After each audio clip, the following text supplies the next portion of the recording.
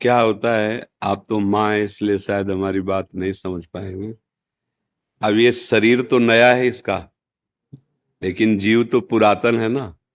अब कौन सा कर्मा के, अब भगवत लीला है, उस पर किसी का कोई अधिकार नहीं हो सकता। मान लो अब इस बच्चे का क्या अपराध, नई अवस्था है, अभी तो नया कोमल बच्चा है, लेकिन अंदर जो जीव है वो बहुत पुराना है। उससे कौन कौन से कर्म हुए हैं, उसका परिणाम इस नवीन शरीर को भोगना पड़ रहा है। इस शरीर में आते ही कैंसर, नहीं ये अवस्था, बच्चा है अभी, इस समय तो इसके द्वारा कोई पाप नहीं हुआ ना। अब माना भी नहीं जाएगा। 14 वर्ष की अवस्था तक शास्त्रीय सिद्धांत है उसके किए हुए पापों को गणना में, क्योंकि अबोध बच्चा होता है। अब लेकिन देखो ऐसा, अब कैंसर जनित भयानक कष्ट वाला रोग, अब ये पूर्व, इसीलिए कहते हैं भजन करो। नहीं, इस जन्म का कर्म कई जन्मों तक तुम्हें दंड रूप में मिलेगा।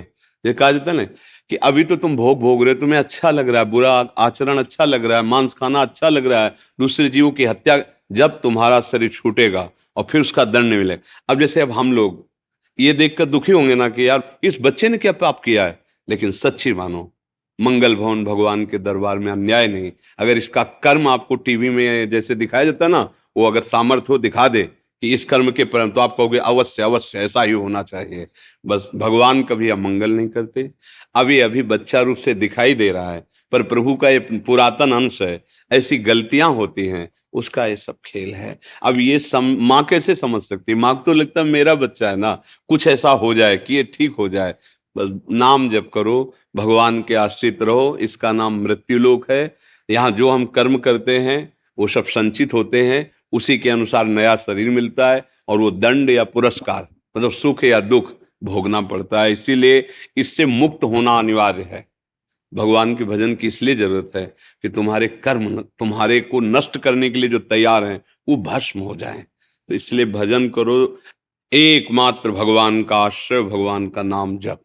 इस जीव का भी मंगल। मान लो जप नहीं कर सकता तो आप माँ हो, आप नाम जप करो। हाँ, और इसके लिए करो कि प्रभु मैं नाम जप हमारा लिया। इसका वो लगेगा। हाँ क्यों नहीं, बच्चा है जब तुम्हारा। ये भी ऐसे ऐसे करती है कई बार हाँ पर सीताराम। आपका आशीर्वाद काम करेगा। ये भी ऐसे ऐसे करती है कई बार हाँ पर सीताराम। आपका आशीर्वाद काम करेगा, माँ हो ना। नाम जप करो और धैर्य पूर्वक रहना। जो निर्णय हो वो भगवान का विधान है। दुख तो लगता है माता, दुख तो हमें